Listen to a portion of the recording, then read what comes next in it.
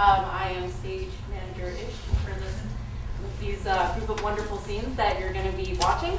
And the first of these scenes, as you'll find in your program if you have one, is a scene from Mrs. Warren's Profession by George Bernard Shaw. And what we have set up here is Dean Schill is going to act the part of George Bernard Shaw, and he's going to read a very famous preface that Shaw wrote to this play.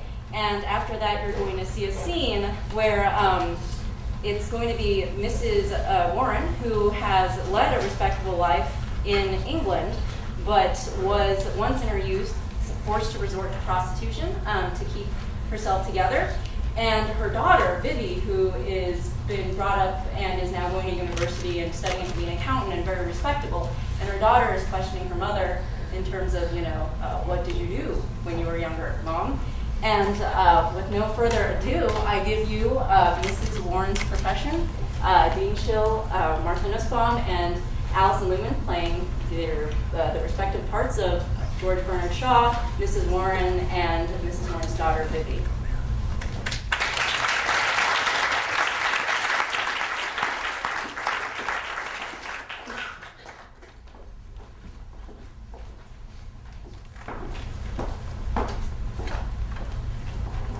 I now come to those critics who, intellectually baffled by the problem in Mrs. Warren's Profession, have made a virtue of running away from it on the gentlemanly ground that the theater is frequented by women as well as by men, and that such problems should not be discussed or even mentioned in the presence of women. With that sort of chivalry, I cannot argue. I simply affirm that Mrs. Warren's Profession is a play for women, that it was written for women, that it has been performed and produced mainly through the determination of women, that it should be performed and produced, that the enthusiasm of women made it its first performance excitingly successful, and that not one of these women had any inducement to support it except their belief in the timeliness and the power of the lesson that the play teaches. Those who were surprised to see ladies present were men, and when they proceeded to explain that the journals that they represented could not possibly demoralize the public by describing such a play, their editors cruelly devoted the space saved by their delicacy to reporting at unusual length an exceptionally abominable police case. My old theater manager complains that Mrs. Warren is not wicked enough, and named several romancers who would have clothed her black soul with all the terrors of tragedy. I have no doubt that they would, but that is just what I did not want to do. Nothing would please the sanctimonious British public more than to throw the whole guilt of Mrs. Warren's Profession on Mrs. Warren herself. No, the whole aim of my play is to throw that guilt on the British public itself. Mrs. Warren's defense of herself is not only bold, but valid and unanswerable. But it is no defense at all of the vice of which she organizes. It is no defense of an immoral life to say that the alternative offered by society collectively to poor women is a miserable life, starved, overworked, fetid, ailing, ugly. Though it is quite natural and right for Mrs. Warren to choose what is, according to her lights, the least immoral alternative, it is nonetheless infamous of society to offer such alternatives. For the alternatives offered are not morality and immorality, but two sorts of immorality. The man who cannot see that starvation, overwork, dirt, and disease are as antisocial as prostitution, that they are the vices and crimes of a nation, and not merely its misfortunes, is, to put it as politely as possible, a hopelessly private person. The notion that Mrs. Warren must be a fiend is only an example of the violence and passion which the slightest reference to sex arouses in undisciplined minds, and which makes it seem natural to our lawgivers to punish silly and negligible indecencies with a ferocity unknown in dealing with, for example, financial swindling. At all events, to prohibit the play is to protect the evil which the play exposes. And in view of that fact, I see no reason for assuming that the prohibitionists are disinterested moralists, and that the author, the managers, and the performers who depend on their livelihood on their personal reputations, and not on rents, advertisements, or dividends, are grossly inferior to them in moral sense and public responsibility. It is true that in Mrs. Warren's profession, society, and not any individual, is the villain of the piece. But it does not follow that the people who take offense at it are all champions of society. Their credentials cannot be too carefully examined.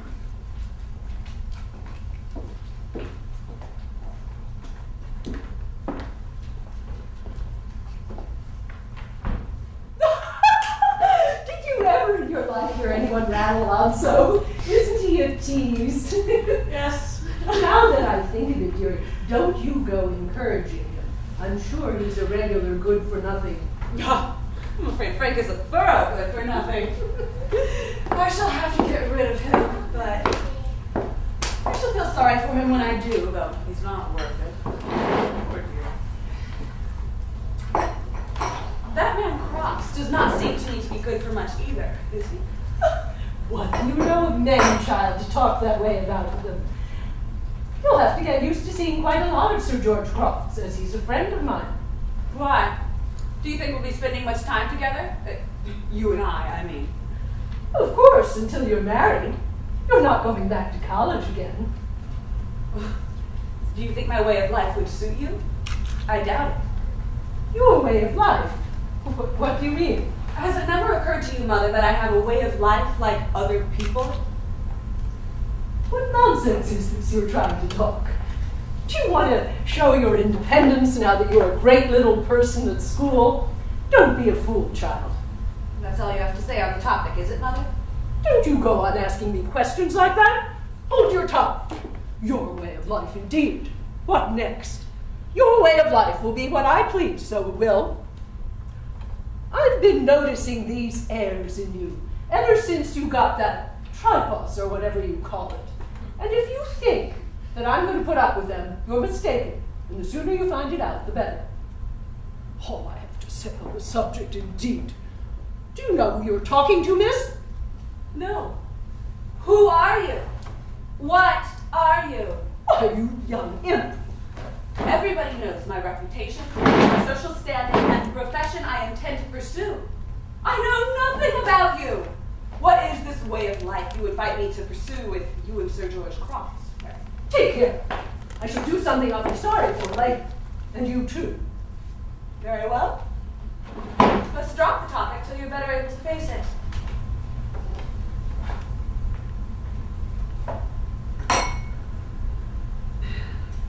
You want some walks and a little lawn tennis to set you up. You're shockingly out of condition.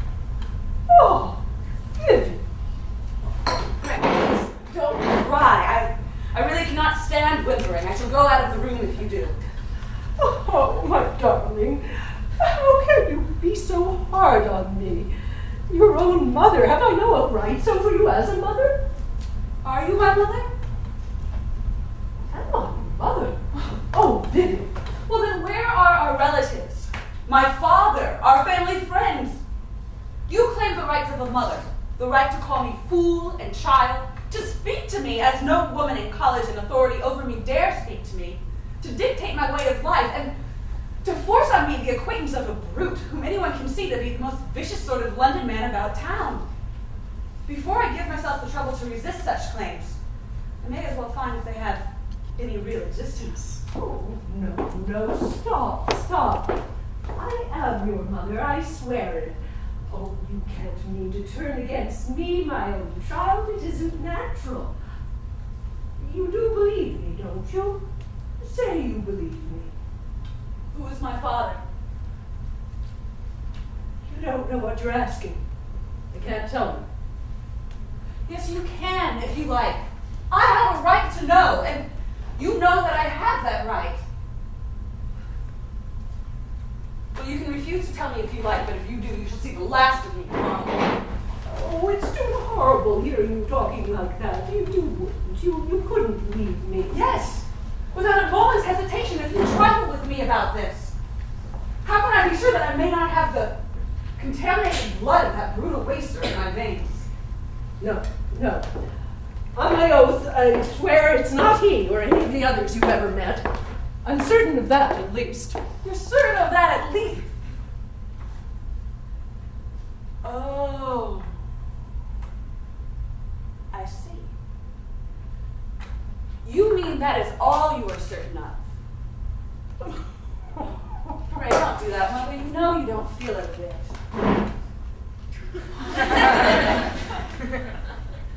Well, that is enough for tonight. At what hour would you like breakfast? Is 8:30 too early for you? My God, what sort of woman are you? Well, the sort the world is mostly made up of, I should think. Otherwise, I don't see how it gets its business done. Come. Pull yourself together. That's right. You're very hard with me, Vivi. Nonsense. Now, what about bed? It's past 10. What's the use of my going to bed? Do you think I could sleep? Why not?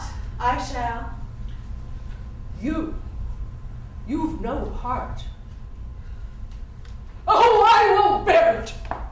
I won't put up with the injustice of it. What right have you to set yourself up above me like this? You boast to me of what you are. To me, who gave you the chance of being what you are. What chance had I? Shame on you for a bad daughter and a stuck-up prude. Well, now, don't for a second think that I hold myself above you in any way. You attacked me with the conventional authority of a mother. I defended myself with the conventional respectability of a respectable woman. Frankly, I don't intend to stand any of your nonsense, and as soon as you have dropped it, I don't expect you to stand any of mine. I shall always respect your right to your own opinions and your own way of life. My own opinions and my own way of life. Do you think I was brought up like you, able to pick and choose my own way of life? Do you think I did what I did because I liked it or thought it right? Or wouldn't rather have gone to college and been a lady if I'd had the chance? Well, everybody has some choice, Mother. The poorest girl alive may not be able to be Queen of England or Principal of Newnham, but she can choose between flower selling and rag picking, according to her preference. People are always blaming circumstances for what they are. I don't believe in circumstances. The people who make it in this world are the people who get up in the morning, look for the circumstances that they want, and if they can't find them, make them. Oh, it's easy to talk, isn't it? Very easy. Here, would you like to know what my circumstances were? Yes. You had better tell me. Won't you sit down? Oh, I'll sit down. Don't you be afraid. Do you know what your grandmother was? No. No, you don't. I do. She called herself a widow, and she had a fried fish shop down by the Mint, and she kept herself and 4 daughters out of it. 2 of us were sisters. That's me and Liz, and we were good-looking and well-made. The other 2 were only half-sisters, ugly, undersized, half-starved, honest, hard-working, poor creatures. Liz and I would have murdered them if Mother hadn't half murdered us to keep our hands off them. They were the respectable ones. What did they get by their respectability? I'll tell you. One of them went to work in the white lead factory, 9 shillings a week, 12 hours a day, until she died of lead poisoning. She only expected to get her hands a little paralyzed, but she died. The other one was always held up to us as a great model because she married a government laborer in the Deptford Building Yard and kept himself, his room, and 3 children neat and tidy on 18 shillings a week. Until he took to drink. That was worth being respectable for, wasn't it? Did you and your sister think so? Liz didn't, I can tell you. she had more spirit. We went to a church school in those days. That was part of the airs we gave ourselves to be superior to the children that knew nothing and went nowhere. And we stayed there until one night, Liz went out, never came back. I know the schoolmistress thought I'd soon follow her example, because that clergyman was always warning me that Lizzie would end up jumping off Waterloo Bridge. Poor fool, that was all he knew about it. But I was more afraid of the white lead factory than I was of the river, and so too would you have been in my place. That clergyman got me a situation as a scullery maid in a temperance restaurant where they send out for anything you like. Then I was a waitress. Then I went to the bar at Waterloo Station, serving drinks and washing glasses for 4 shillings a week at my board. That was considered a great promotion for me, I can tell you. Well, one cold, miserable night, when I was so tired I could hardly keep my eyes open, who should come up for a half of scotch but Liz, in a long fur cloak, elegant and comfortable, with a lot of sovereigns in her purse. My Aunt Lizzie? Yes, and a very good aunt to have too. She's living down near Winchester now, close to the cathedral. One of the most respectable ladies there. Chaperones young girls at the county ball, if you please. No river for Liz, thank you. You know, you remind me of Liz a little. She was always a good businesswoman, saved money from the beginning, never let herself look too much like what she was, never lost her head or threw away a chance. Well, when she saw that I had grown up good-looking, she said to me across the bar, "Why, you little fool, what are you doing there, wearing out your health and appearance for other people's profit?" Liz was saving money in those days to take a house in Brussels, and she thought that 2 could save more quickly than 1. So she loaned me some money and gave me a start, and I saved steadily and first paid her back, then went into business with her as her partner. Well, why shouldn't I have done it? That house in Brussels was real high class. Much better place for a woman to be in than the factory where Anne Jane got poisoned. None of our girls was ever treated the way I was treated in the scullery of that temperance place, or at the Waterloo bar, or at home. Would you have had me stay there and become a worn-out drudge by the time I was 40? No. But did you have to choose that business? I mean, saving money and good management will succeed in any business. Yes, saving money. But where can a woman get the money to save in any other business? Could you keep yourself dressed on 4 shillings a week and save money as well? Not you. Of course, if you are a plain woman and can't earn anything more, or if you've a turn for music or the stage or newspaper writing, that's different. But neither Liz nor I had any turn for such things. All we had was our appearance and our turn for pleasing men. Do you think we were such fools as to let other people trade in our good looks by employing us as shop girls or barmaids or waitresses, when we could trade in them ourselves and take all the profits instead of starvation wages? Well, you were quite justified from a business point of view. Yes, or any other point of view. What is any respectable girl brought up to do but to catch some rich man's fancy and to get the benefit of his money by marrying him? As if a marriage ceremony could make any difference in the right and wrong of the thing. Oh, the hypocrisy of the world makes me sick. Liz and I had to work and slave and calculate just like other people. Elseways, we would have been as poor as some half-drunken waster of a woman that thinks her luck would last forever. I despise such people. They've no character. And if there's anything I hate in a woman, it's want of character. Well, but Mother, frankly, isn't part of what you call character in a woman that she should greatly dislike such a way of making money? Well, of course. Everyone dislikes having to work and make money, but they have to do it all the same.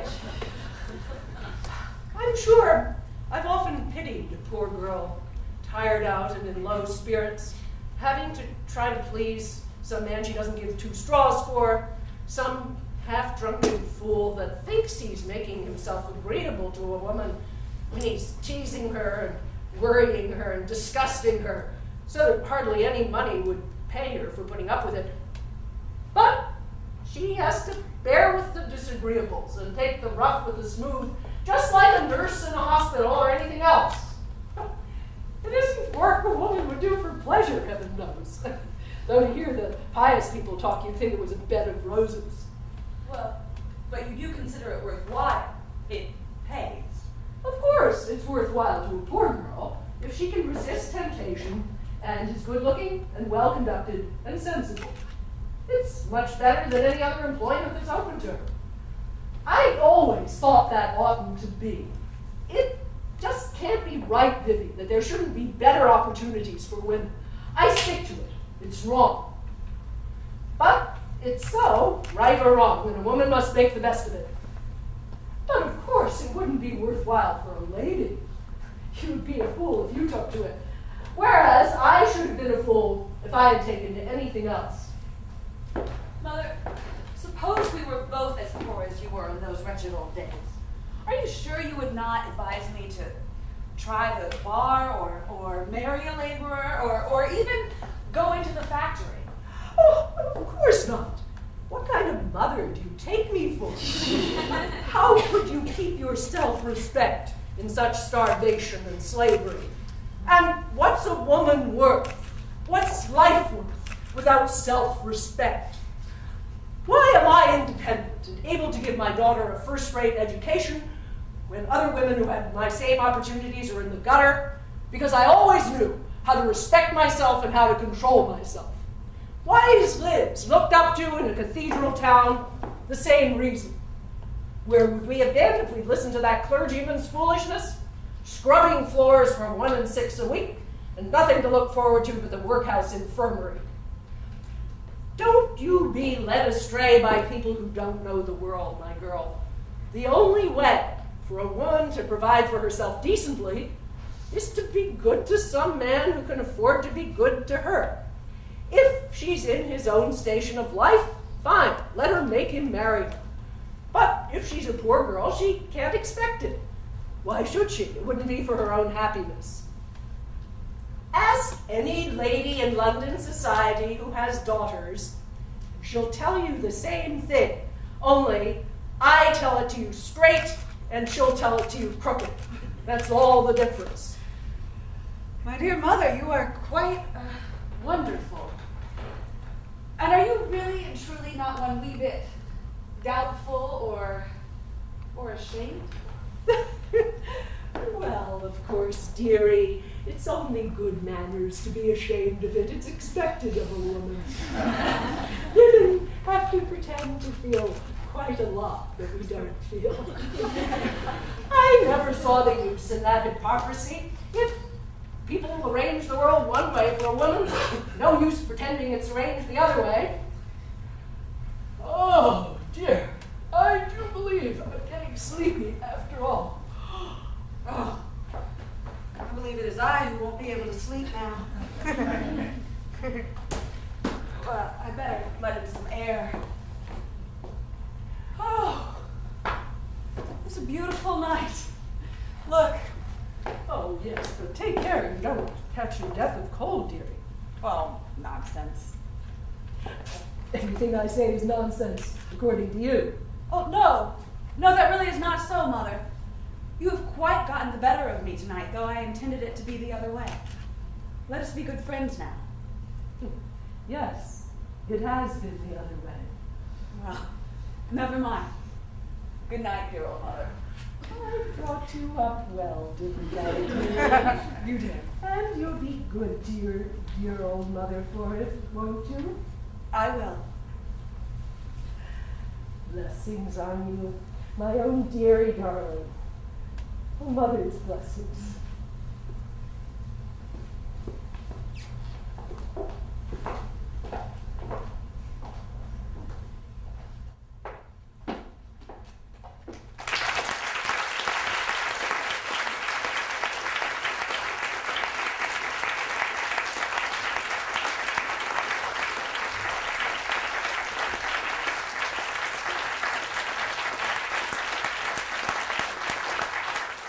they are discussing what to do about this horrible marriage.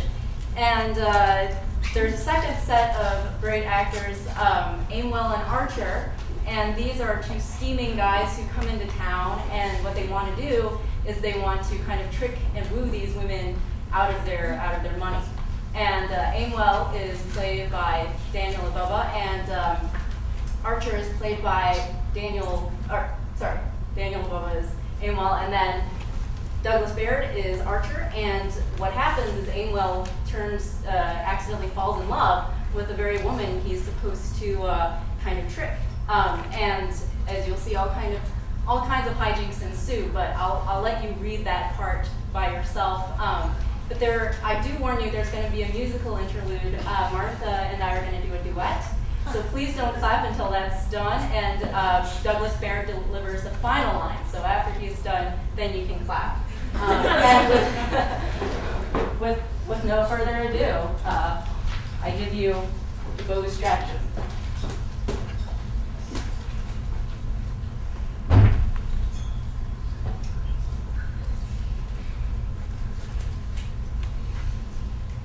Tomorrow, my dear sister, are you for church this morning? Anywhere to pray, for heaven alone can save me, Dorinda. But I fear there is no prayer in the liturgy against bad husbands. But there's a form of law in Doctor's Commons, and I swear, Sister Sullen, that rather than seeing you thus continually discontented, I would advise you to apply to that. For besides the part that I bear in your vexatious broils, being sister to the husband and friend to the wife, your example gives me such an impression of matrimony that I shall be inclined to condemn my person to a long vacation all its life. But tell me, sister, were you to bring it to a case of separation, what can you urge against your husband? My brother is first the most constant man alive. He is the most constant husband, I grant you. He never sleeps from you. No, he always sleeps with me. He allows you a maintenance suitable to your quality. A maintenance, madam? Do you take me for a hospital child? That I must sit down and bless my benefactors for meat, for drink and clothes? As I take it, madam, I brought your brother £10,000, out of which I might expect a few pretty things called pleasures. You share in all the pleasures that the country affords. Country pleasures, racks and torments. Dost thou think, child, that my limbs were made for clambering over stiles or leaping over ditches, or that my parents, wisely foreseeing my future happiness in country pleasures, had early instructed me in the rural accomplishments of drinking fat ale, or playing at whist, or smoking tobacco with my husband, or laying plasters, or brewing diet drinks, or stilling rosemary water with that good old gentlewoman, my mother-in-law. I'm sorry, madam, that it is not more in our pleasure to divert you. I could wish that our entertainments were a little more polite, or your taste a little less refined. But tell me, madam, how came the poets and philosophers that labored so long in the pursuit of pleasure to place it at last in a country life? Oh, because they wanted money, child, to find out the pleasures of the town.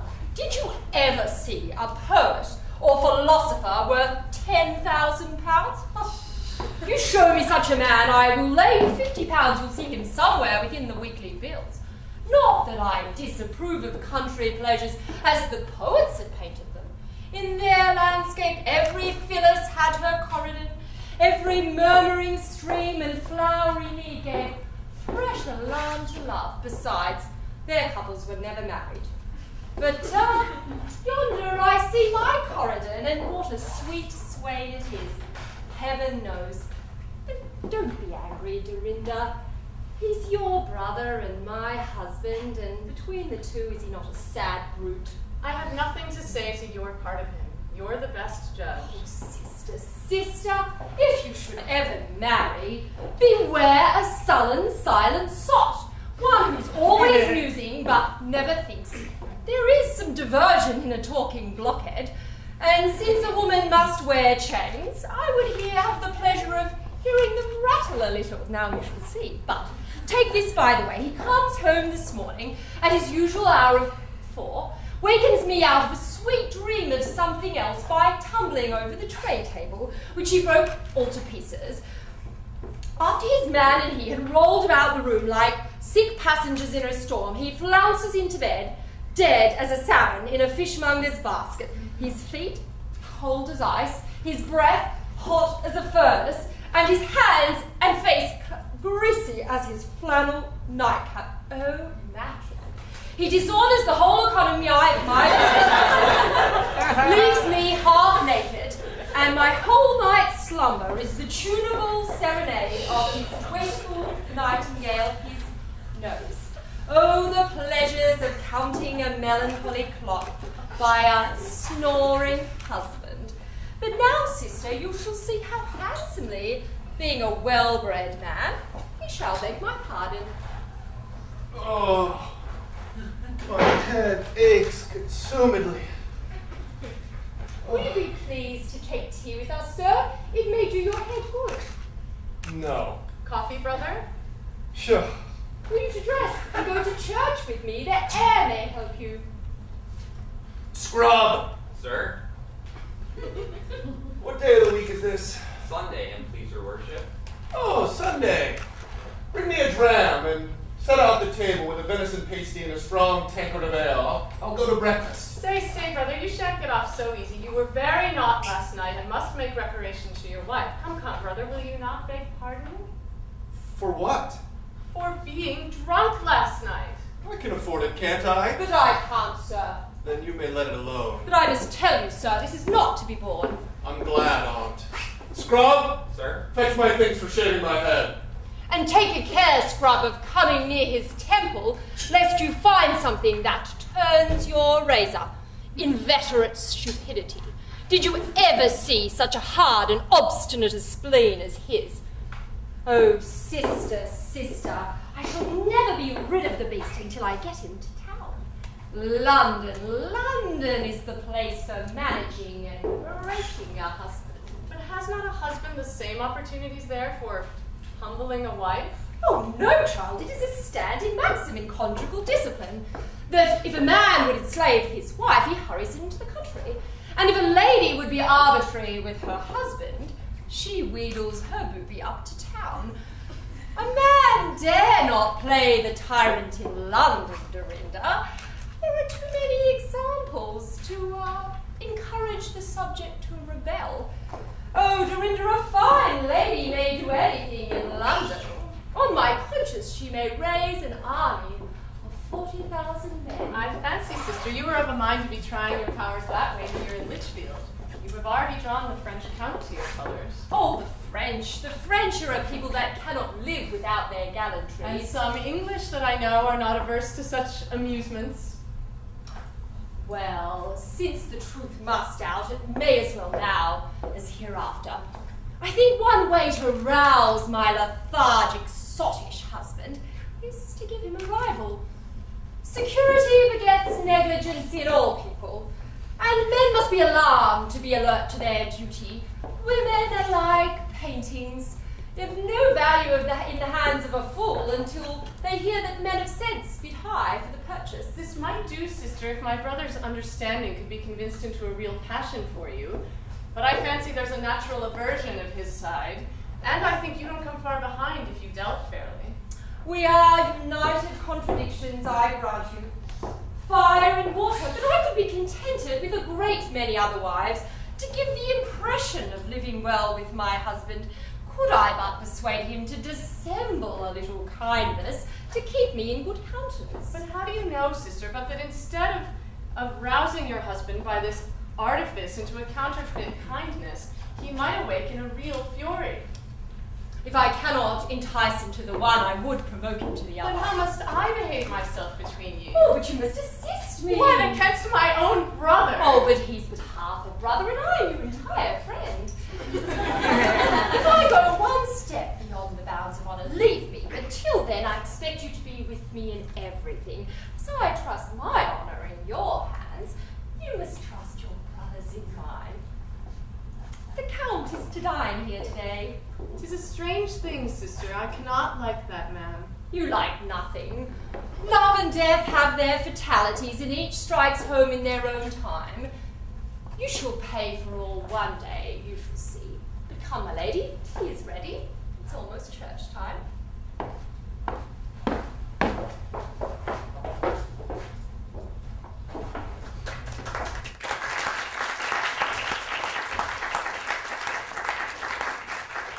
And the next scene is from the same play, but we skip forward to the end of the play. This is the last scene.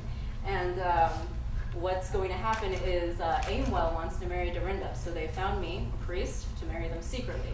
And you'll see all kinds of follies ensue.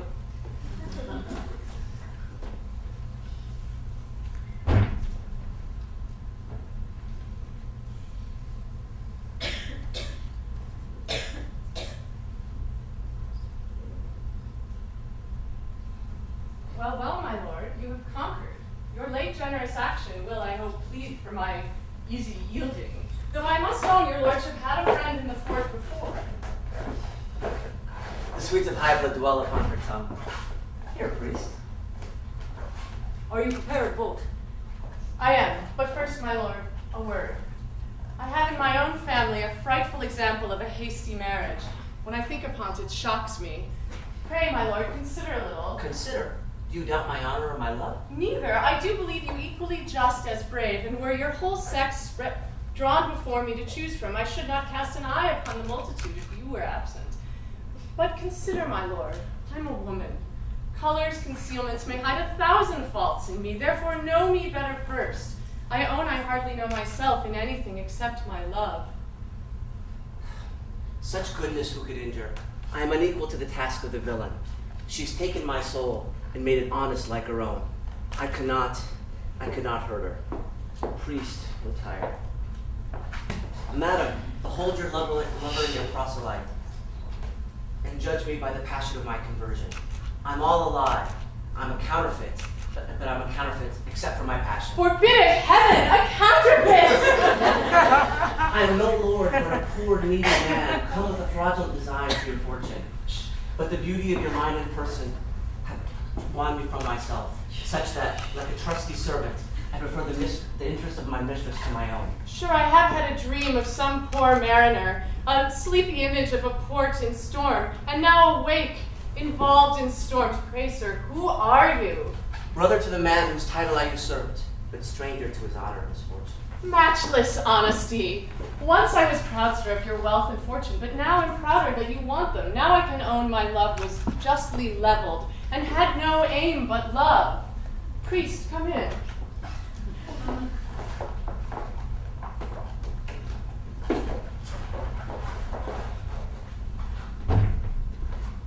Your pardon, sir. We shan't want you now, sir. Pray, forgive me. I'll wait on you presently. Gone and bid the priest depart. This has an ominous look.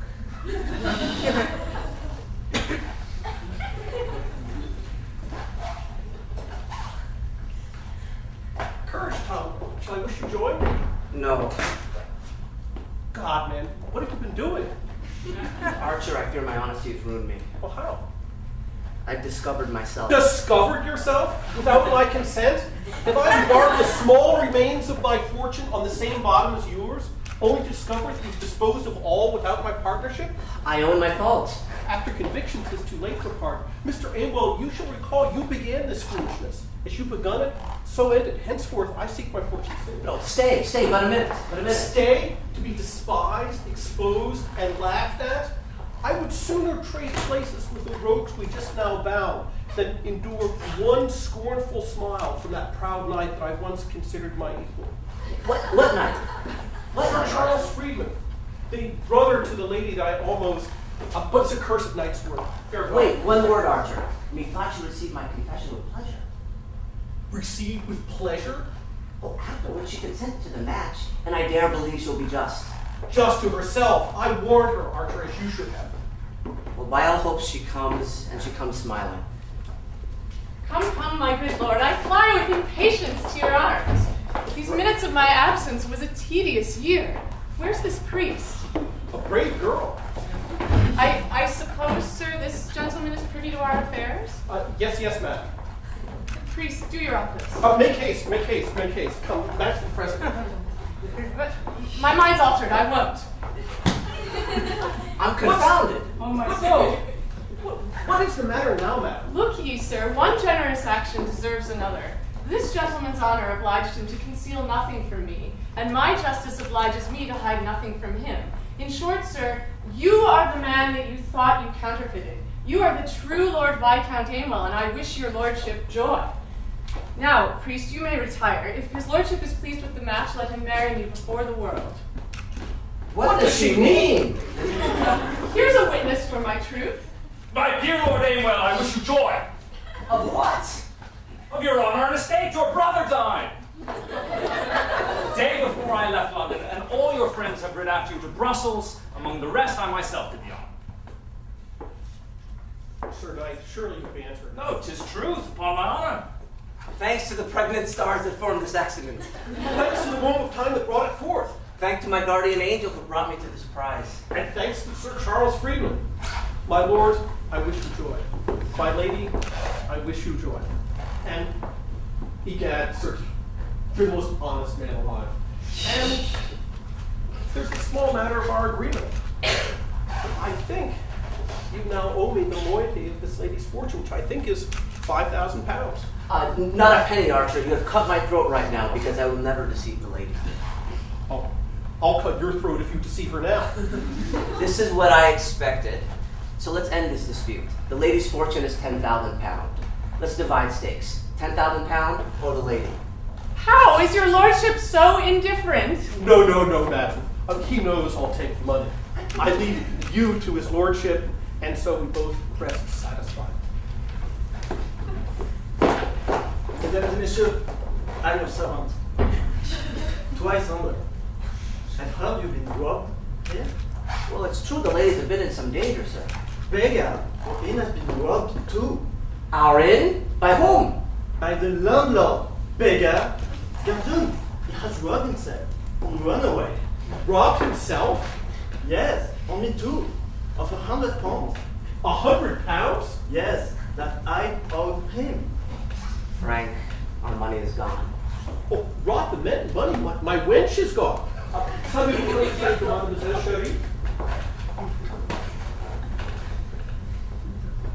Is there one Martin here? Yes.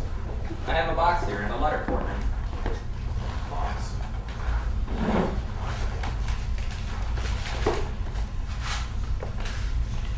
Frank, here's our letter. And here's a letter. I should read it to the company. This explains all. Mr. Martin, my father, being afraid of an impeachment by the rogues that are taken tonight, is gone off. But if you could procure him a pardon, he'll make great discoveries that may be useful to the country. Could I have met you instead of your master tonight, I would have delivered myself into your hands with a sum that much exceeds that in your strong box, which I have sent you. And with an assurance to my dear Martin that I shall ever be his most faithful friend till death, Sherry Boniface. That's a billet do for you. Now, for the father, I think he should be encouraged. And for the daughter, my lord, pray persuade your bride to take her into her service. Madam, I assure you, the deliverance was owing to your discovery. Your command, my lord, will do without obligation. I'll take care of her. This good company meets opportunely in favor of a design I have in behalf of my unfortunate sister. I intend to part her from her husband. Gentlemen, will you assist me? To be sure, who would not? Garçon, we'll assist. What's all this? My lady, I hear you've nearly been robbed. Truly, spouse, I was pretty near it, had not these gentlemen interposed. How came these gentlemen here? That's his way of returning thanks, you must know. Garçon, the question be à propos for all that. Last night, sir, you promised to deliver your lady to me this morning. Humph! What do you mean, humph? You will deliver her. Sir, put simply, we have saved you and your family. And if you're not civil, we shall unbind those rogues, join with them, and set fire to your house. What does this man mean, not part with his wife? Garçon, the man doesn't understand common justice. Hold, gentlemen, all things must move here by consent. Compulsion would spoil us. Let my dear and I talk it over, and you shall be the judge between us. Let me first know who our judges are, madam. Sir, who are you? I am Sir Charles Freeman, come to take you away from your wife. And you, pray, sir? Thomas, Viscount Amoy, come to take away your sister. And you, good sir? Francis Archer, come away. To take my mother, I hope. Gentlemen, you're heartily welcome. I've never met three more obliging persons since I was born. Now, my dear, if you please, you may have the first word. Spouse. Rib. How long have we been married? 14 months by the almanac, 14 years by my account. 'Tis thereabout by my reckoning. Calhoun, the Count will agree. Spouse, what did you marry for?